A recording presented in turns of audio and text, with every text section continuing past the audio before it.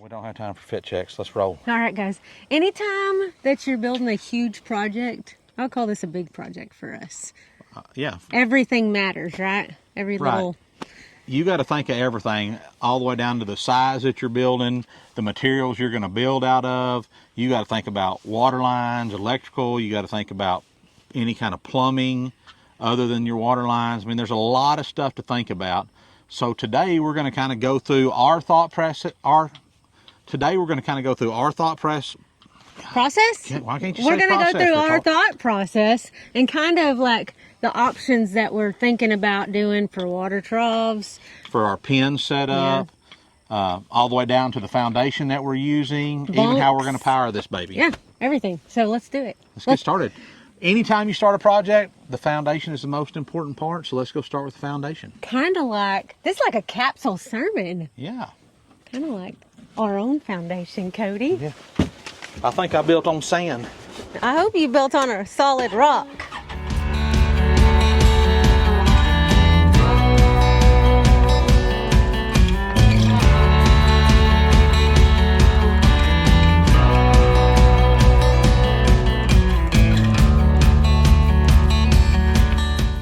I feel like at the beginning of this video, we should insert this video right here. Because I feel like when we started the video, if you are new to our channel, you may not have known exactly what we were building behind us. We didn't really expand on what we were talking about. So, almost a year ago, we built this little feedlot, and we're thought that'll do everything we wanted to do. But what we didn't know is that, number one, that Erica was going to retire. Yeah, we'll call it retire. Yeah, quit her job for the federal government. And that our feed business, or that our steer business was going to go so well, beef business. You know, we thought if we can feed out this pen, these two pens right here, give us the capacity to feed out about 20 head at a time. And then with the kids' commercial steer pen, we can feed an additional 4 in there. So 24 head at a time. 48 head a year, because they're in their pen for about 6 months. So that gives us, you know, about the capacity to do 40 to 50 head a year, which is great, but our demand for our beef has been better than that. So we decided that we would expand, and the pens that we're going to be building now will give us the capacity to feed easily 90 head at one time. So that would be 180 head a year, and we can bump that up to 200 to 220 without overcrowding everything. So that's what we're doing now, is we're expanding the feedlot operation to, and it's not going to look like a traditional feedlot, because it's going to be covered like this, where we have shade during the day for the livestock and to keep everything, you know, doing good. And it gives us the flexibility to sell calves, sell steers all year long instead of twice a year having big groups ready at one time. Right. So we normally keep our steers on feed 150 to 180 days, so 5 to 6 months. So the way our pens are going to be set up there, we're going to have 6 pens. So ideally what we would like to do is always have 10 or 15 steers in each pen, and one pen that's basically empty, just needing to be scraped off and cleaned off, and the next round of steers sitting in our holding traps behind the barn, ready to come up and fill that hole as those steers leave, so that every month we'll have 10 to 15 steers available to sell to you guys. That way when somebody calls and says, hey, can we get a steer? Well, you know, sorry, we've already sold everything out. You know, we won't have anything ready for another 6 months or 8 months or however long it is. So. And I don't feel like we plug this enough, because we don't talk about it, but if you do want beef from us, we don't ship, but if you can come, but if you can come get it locally, then go to our website at bar7ranch.com, go to the beef tab, send us a message, and we'll send you an invoice for a deposit, or we'll send you more information first. And we have beef ready starting at the end of January, February, and then going on down. And right now we've got, like I said, we've got 20 on feed here. Clancy's got his commercial steers, and they normally go to friends and family that have been buying from him and Kylie for the last few years. But we have an additional 40 head of steers out in the pasture right now that as soon as this barn gets built, we're going to start filling those pens up. So so send us a message if you want some beef. We got the beef, like Arby's. Now back to the regularly scheduled program. All right. Oh, we got a concrete truck crawling in. So This is concrete truck number probably 8. looks like it. Yeah. So what we're doing today, guys, is we've spent the last week, or not really week, like 4 days, getting all the topsoil scraped off, getting the forms set, getting the rebar tied in. We hauled about 12 or 13 loads of crusher fines in to form the base, a good base underneath the concrete we're pouring. And hopefully you got to see that all in a video. Yeah, I made some videos. So, but what I wanted to talk to y'all about right here is we had a couple of options when we started this. We could either not put anything down and just build the barn and put our feed bunks in here, and I don't really like that idea because it gets wet around here and that just makes a big nasty mess. So, Izzy, get in. I don't want Izzy walking through this. She's already done it once today. But what we decided to do is we're pouring a concrete slab that our bunks are going to sit on this flat spot right here. And this will be the apron that the cattle walk up on when they come up here to eat. And the reason I did this is because they're going to stand up there and urinate while they're up there. They're going to poop. They're going to just all kinds of stuff going on. And we found through doing all of our other stuff that what ends up happening is that'll just be a watered out nasty mess. Y'all get in, get in, get in, get in. Nala, get. So we could have chose a couple of different options. We could have just used the black dirt, no good. When the very first feedlot we built there where the kids' commercial steers are, we just used road base, and that worked for about 6 months, and then they finally broke through it. I mean, we put 6 or 8 inches of road base in there. So to me, I think pouring concrete's the best option when it comes to what your livestock's going to be on. Now this middle aisle where the tractor and everything's going to drive through, maybe eventually a feed truck, who knows, one of these days. We're just going to build a road in there with road base because it's considerably cheaper. We're going to have a lot of money tied up in this concrete, and for me to just drive back and forth on every day, I don't need that to be concrete. I can get by with it. And it's covered. And it's going to be covered. So just in the few times a year when there's a hard blowing rain and it gets a little rain in there, we should be fine. And there's almost 2 foot of fall from the front. Well, yeah, but from the front to the back. So that's a good bit of slope. And then there's 2.5 inches of fall from this lip to there. So the reason we built this barn right here is because it falls that way and it falls away from the center of the barn. So we got a lot of good runoff. Another thing I want Erica, we'll get on right here real quick. When we built this foundation, we had to be sure we set all of our weld plates in here so that when we build the barn and then the fence that goes across the front and where the gates are going to be, we had to have all that laid out before we decided to pour our concrete. So another example of a decision you got to think about before time, because once it's in there, it's a whole lot harder to drill through the concrete to put in a post than it is to just set your weld plates, and then we can put our pipe on here and go from there. So, all right. So once our foundation's set and we've got our building put up, the next thing we want to kind of worry about is electricity. So, the first part of me says, hey, we need to put all this stuff in there. But realistically, this feedlot right here doesn't have any electricity run to it because we don't need much electricity to do anything out here. We don't need lights very often. We don't need really electricity for much. But at the new one, I do want to have lights in it because it's going to be covered. I do want to have the ability to plug stuff in like a branding iron or things like that. So what I'm going to go with is Jackery. Y'all know we love Jackery. We've been using them a lot. We use them up at our shoot shed already. And the reason I'm going to go with off-grid power is because it's very expensive to run electricity up there, and no more than we're going to use it just a couple of times a month. This is going to serve all the needs I need. The unit we're going to go with is the Jackery HomePower 3600 Plus. It's charging my phone right now. Yeah, her phone's about to die, so she got it charging up right now. HomePower 3600 Plus is big power, and it packs a bigger capacity. So the unit we've got right here is 3,600 watts, and you can expand it up to 21 kilowatt hours. And I'm excited about that because I'm hopeful that maybe we can run the squeeze chute off of it in the future. It also has next-gen heat-resistant ceramic membrane battery cells. It's also super portable. You can roll it around. It's lightweight. You can pick it up and load it anytime you need to. It's actually the world's lightest and smallest 3,600 watt power station. And when you pair it with a 500X solar panel, you don't have to worry about trying to stay charged or be connected to electricity, because in just 4 short hours it'll charge itself up. The solar panels are also waterproof and wind resistant.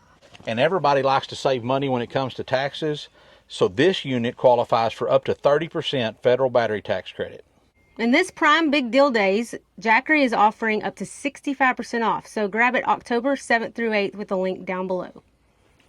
I should be, I'm like Vanna White.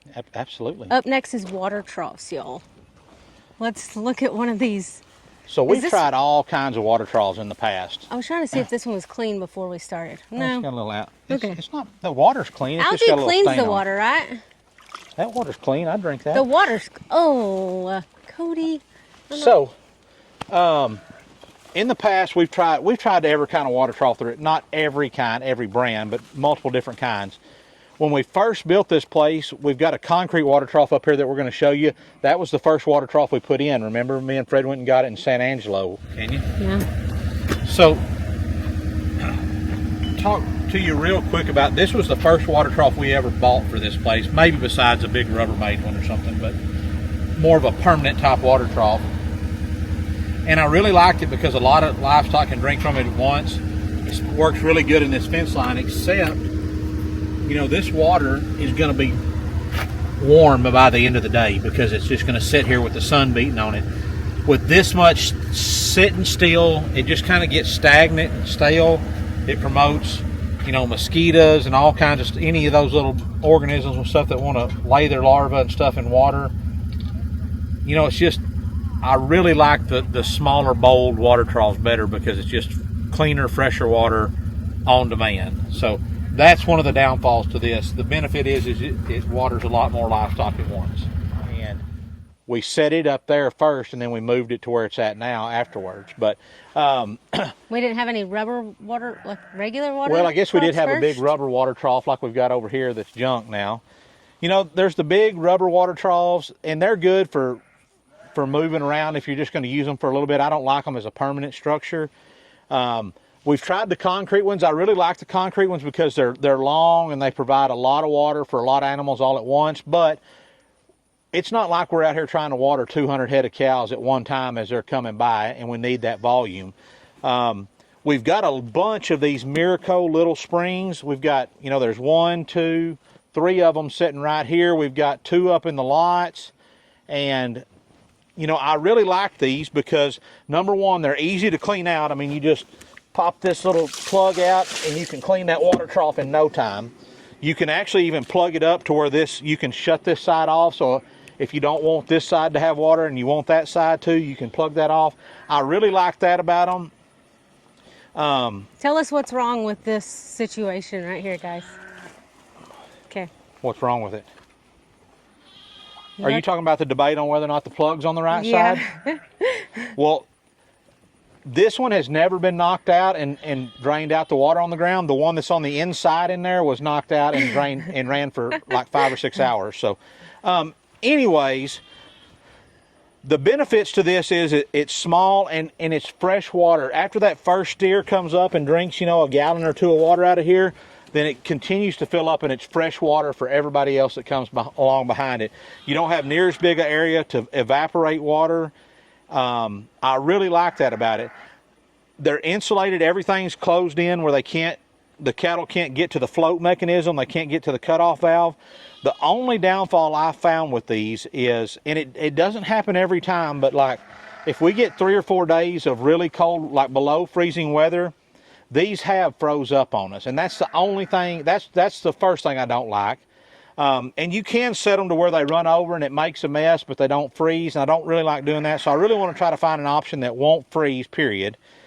The other thing that I found it's an issue with these, and it's not so much an issue with the water trough, it's an issue with the cattle, if we go over here, or you can see a little bit of it here, those calves, and I've got a video maybe Eric can put in there, but they'll come up here and they'll, because they're bored, they'll do stuff like this.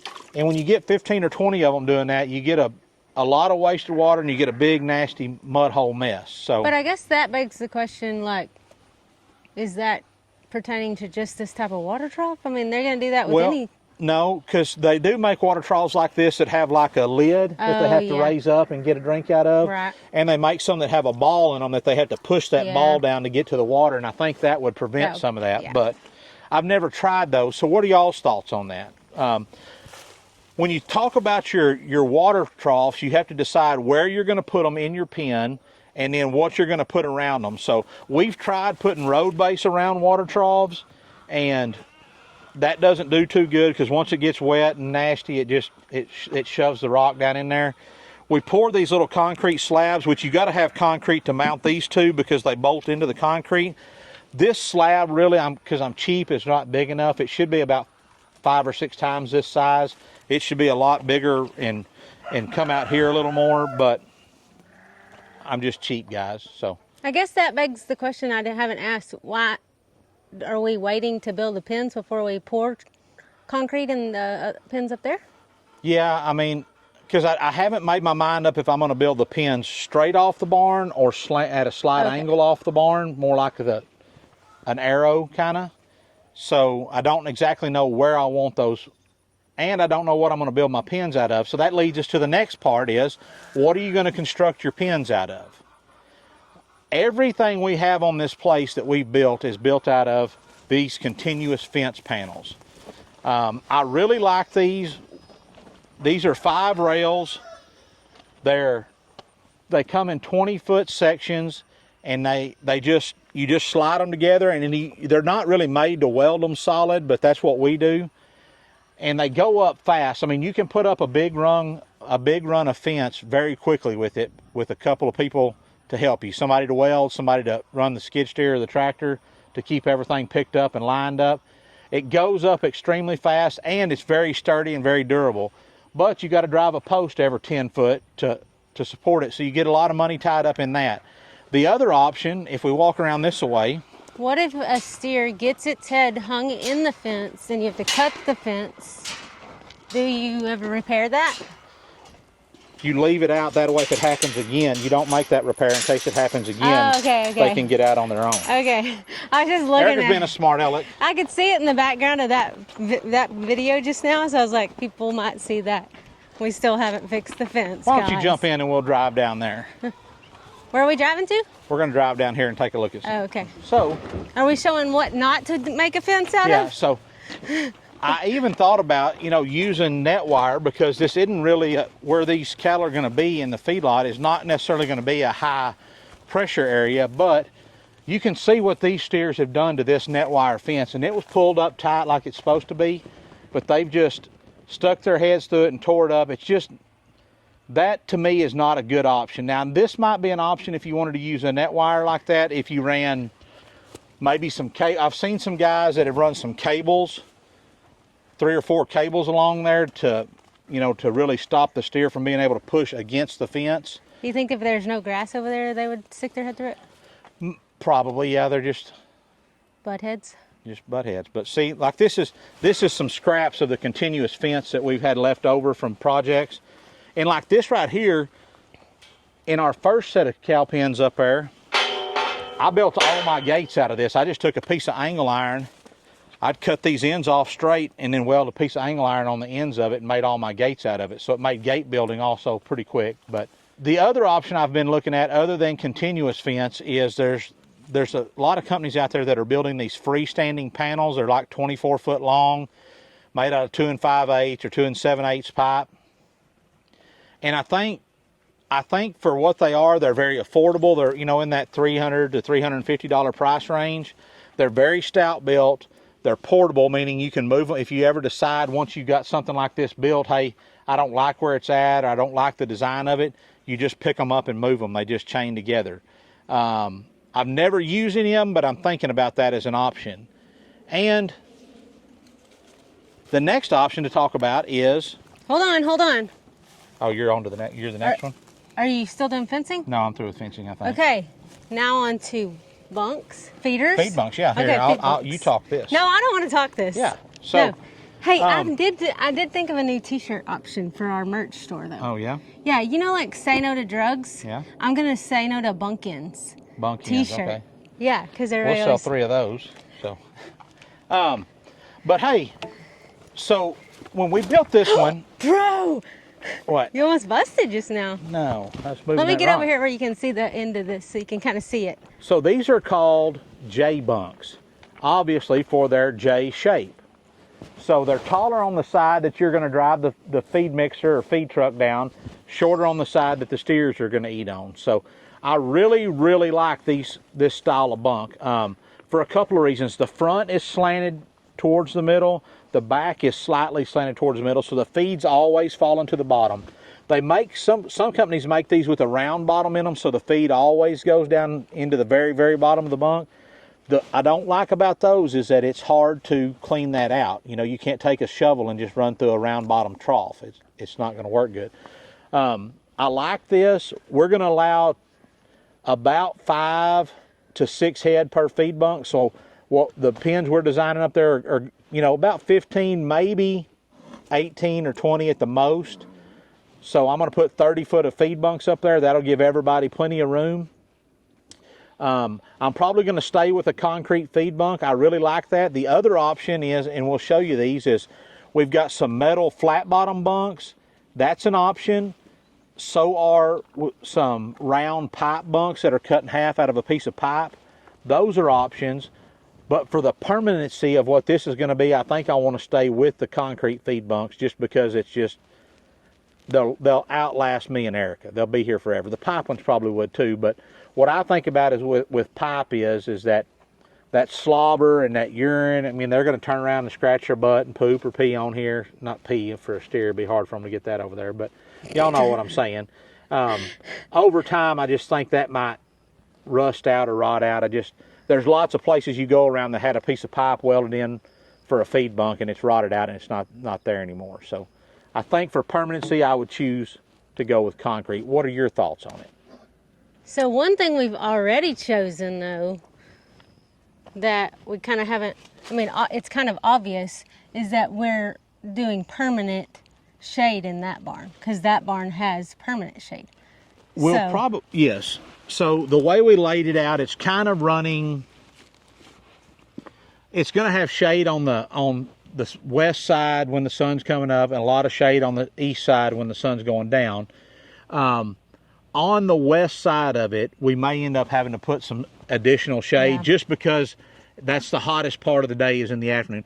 The cattle that are going to be on the east side of the barn, you know, in the morning until it gets to be noon, it's not really that hot and they're going to have enough shade up by the feed bunks.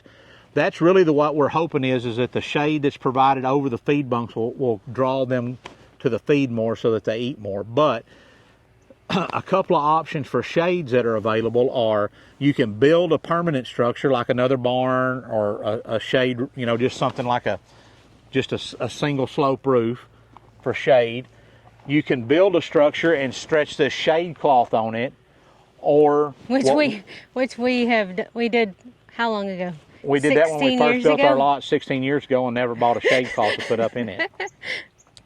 Or you have options like these portable options, and I really like these. Yes, there's an investment cost in this, but the thing about this is different times of the year, you know, I may not have cattle in there. I may want to take that shade and put it out in the pasture somewhere. Or which we've done. You know, I've got the big one is put up in the lots right now that I'm going to have to move so that the heifers that I put around the tank have some shade because there's no trees around the tank for them to shade up on. So I've got to get that done. So shade is a big concern when you're talking about doing something like this. So we've talked foundation, we've talked power, we've talked water, we've talked fencing, we've talked feed bunk, and we've talked shade. What else do we have to cover? I mean, I guess the only other thing that we haven't talked about is feed storage.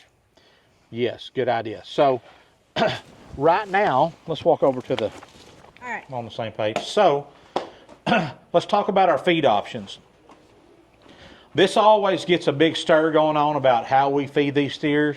We feed a ration that is 90% whole corn, 10% hay, and then we use an additive called beef trait that changes the microbial counts, or not, it just changes the pH balance in their gut and helps them process this whole corn. Now, is it the best ration in the world? I believe so, but no, I think there are other rations that we could mix and make that maybe be a little cheaper, that they might perform a hair better on. I don't really know that I could get them to perform better. But for the conditions that we're in, we don't have a grain bin. We don't farm anything ourselves. I don't have any way to store it. So this ration works really good for us because all I have to do is stack round bales up like I have over here behind Erica. And then we go to our neighbor's house and buy corn from him directly out of his grain bins and just fill our feed mixer up.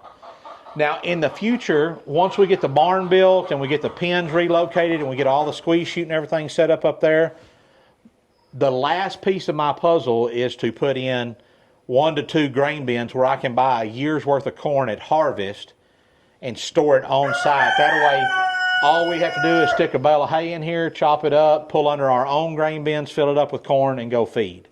That's the end goal. But for now, we're just going to continue to go every 7 to 10 days and get corn from our neighbor and just buy corn from him. And it works really good. It takes a little bit of time, but it's not that big a deal. So we could buy pre-mixed feed.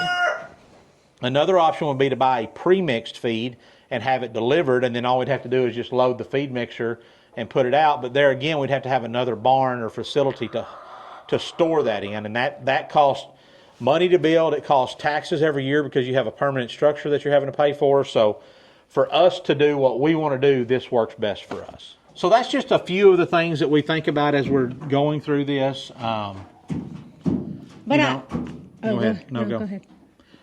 You may ask, well, what are you going to do with this? I haven't decided what I'm going to do with this. In the back of my mind, I say, well, this would make a great spot to finish out like lambs. That's what I was going to say. That's what we should do. Okay, go ahead. No, I wasn't going to say that just now. Oh. But when you were saying what should we do, I was like, we should feed out With just a lambs. few modifications, we could have this where it would hold sheep, and we could run lamb. We could have basically a lamb feedlot back here. Or I may end up using a portion of this continuous fence stuff to do something else somewhere on the ranch. And if I do that, I would probably still leave this front fence like it is with the feed bunks in there and the water trough like it is, but it would give me the ability to maybe start calves back here. So if we buy 10 or 15 steers to put back here that are going to go into the feedlot, say in 3 months, well, I could turn them out on this grass back here and feed them just a little bit and keep them going. So, everybody says, however big you think you need it, make it twice that big. Well, that's easy to say unless you're the one paying for it, right? It's kind of like when you want to buy land. Everybody's like, buy more than you think you need. Well, yeah, or more than but you got to be able to pay for it, and that's what it boils down to. And our whole goal with this build right here is to do it without borrowing money, to do it debt-free. So we're trying to just build it. The way we're building that barn is kind of like this one. It's just a gable run all the way through, and we can expand on it another 100 feet and add 4 more pens very easily without having to do anything other than just add on to it and go. So that would be a big piece of advice I would give, is like, if you feel like you're going to expand more than what you're, just build a barn or build your facility in a way that you can expand on it. not like we did the first Well, time. I never had intentions of going bigger than this. When I built this here, it was like that. This is a good spot, and it's worked great. Yep. I've really been impressed with what it does, and a little controversial maybe, but there's not even an acre of land there, and it's the most profitable portion of our whole operation. That little spot right there, that 70 by 120, So I thought of one thing that we didn't talk about in water troughs. Okay. So we talked about a couple times, two different people have sent us messages about the mats around water troughs. Right. Has anybody, y'all let us know if you've had experience with that and if they're worth it. And what she's talking about, if you're not familiar, there's some companies out there that take old tires, they cut the tread off of the tire, and where it's laid, where you can lay it out flat, and then they weave it together, and then you can put that around water troughs or watering holes, and it just, you know, when they make this mess, instead of making a big mud hole, it just, they're And still it won't standing beat on. it out as much, right? Or will it still beat it out? It won't. It shouldn't sink down in the ground Yeah. as much because you've got a whole lot bigger surface area that they're putting their feet on. They also make really good things to put in front of your squeeze chute, so when your cattle come out of your squeeze chute, they're landing on that rubber instead of concrete and not slipping and sliding as much. Oh, that's a good idea. We should do that. Yeah. We did get our concrete cut in front of ours. Yeah, we did. Well, yeah, we grooved cut, it when they yeah. were pouring it. So, well, guys, hope you've had a good time. Let us know what you think about the different things we've talked about today. What are your experiences? Have you used any of the things we've used, or is there something we're not even thinking about? Mm-hmm. You know, one of the things that I thought about really hard, but I can't really find anybody in the U.S. that makes it, is there's some companies overseas right now that are using a grid system that's like hard plastic. It's 3 or 4 inches deep. It all snaps together, and then you go in and you spread gravel or rock on top of it instead of pouring concrete, because that plastic grid keeps from sinking down, and and then when you put that rock in there, it allows any moisture and stuff to leach through and get down underneath it. Where are But they doing that at? like over in England and stuff Is like that that. yeah? No, It was I've seen it. It's a joke. I'm joking. I'm gonna stab you with my pencil right here. How much of it do you think it'll take to finish her? Okay. Anyways, y'all let us know for real what y'all think. We honestly want to know what y'all's experiences are with some of the products we talked about. Yeah, and this will post before we get to a lot of that stuff, because we're probably about 2 weeks out until the barn's gonna be erected. So there won't be anything we're gonna change on that. I mean, the weld plates are set where they're at. I mean, Because the barn's going to get erected next, and then we'll move on to pens. the barn will go up, then we'll set feed bunks. Oh, feed bunks will be And next. Okay. then we'll have to. Then the next thing we'll do is, once the barn's up, we'll go ahead and run our top rail and get our feed bunks set and get the front fences set where the cattle can't come out the front. And then it'll be to probably deciding which direction we're going to go with our fences, whether they're straight out or at an angle. I kind of like the idea of an angle because I think might aid in bringing the cattle out. It won't be. There's no benefit as far as space or anything like that. And then we'll start setting. Once we figure out what we're going to do with that, we'll decide where we're going to put water troughs. So. Okay. All right. Well, thank y'all for watching. Adios and keep ranching. Wrenching. And praying.